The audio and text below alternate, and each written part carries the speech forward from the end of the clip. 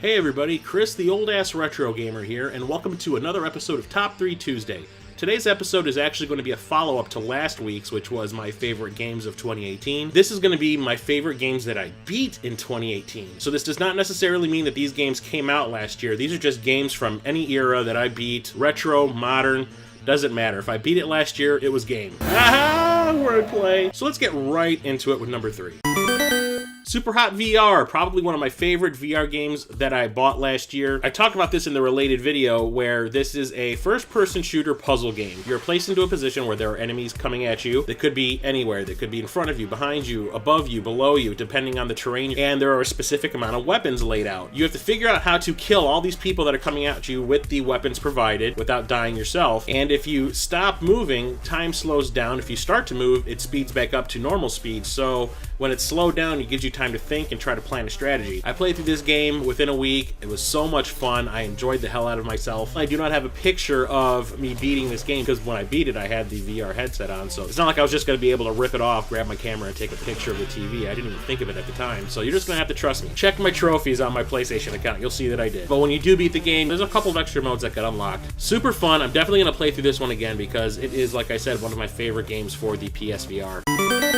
Horizon Zero Dawn. This is the complete edition, has all the DLC built into it. I started playing this at the tail end of 2017 and ended up beating it at the beginning of 2018. I love these open world type games that are coming out for the modern consoles. A lot of them are really, really fun, but the thing is, I'm not really one of the people that will go through and try to find every single item that is hidden in the landscape. I do not go collectible hunting, but this game was so much fun, I actually did, and I got a lot of trophies for doing it. I love the main character of Aloy. She is really likable and relatable. The story is fantastic. It starts off kind of slow, but once you get into it, it takes off like none other, and it ends in a very satisfying, very emotional way. It actually choked me up a little bit. And it is also left open for a sequel, which I hope comes within the next couple of years because I cannot wait to actually re-enter this world again. The combat in it is fantastic. All the enemy designs are great. The environments are amazing. Everything about it was top-notch. It looks fantastic. It sounds fantastic. The music is amazing. The difficulty ramps up so well. And the DLC actually changes the ending of the game depending on if you decide to do it before the end game or not.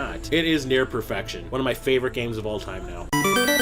And number 1 should be an absolute no-brainer. I actually streamed this, I think, around August or September. Actraiser. My favorite game of all time. When I decided to start streaming a lot, this was the first game I picked. Even though it is my favorite game of all time, I realized that not playing it for maybe 20 years really hampered my ability to play through it. It took 4 hour-long episodes to beat the game when it actually should have only taken me 2. I had to relearn everything, and you know what? That was part of the fun. Getting used to the controls again, getting used to enemy placements, what each enemy does, what the spells that you can acquire do, learning the intricacies of using the angel in the overworld segments where you are terraforming the land, and of course that massive freaking frustrating boss rush at the end of the game when you're trying to beat Tanzara. But the thing is, once you do beat this game, you are treated to one of the best endings for a Super Nintendo game of all time. It is actually super satisfying, wraps up all the loose ends, and you are treated to some of the best music on the Super Nintendo for your efforts. Yuzo Koshiro was a goddamn genius. So, my favorite game that I beat in 2018, definitely Actraiser. So there you have it, my top 3 games that I beat in 2018. What were some of the games that you beat in 2018, and which ones were your favorites? I did beat quite a few games this year, more than I beat usually because as many games as I buy, I usually don't have a lot of time to actually play the games. Like I've said in other videos, time is at a premium in my house. But one of my New Year's resolutions for 2019 is to actually set aside more time to play these games.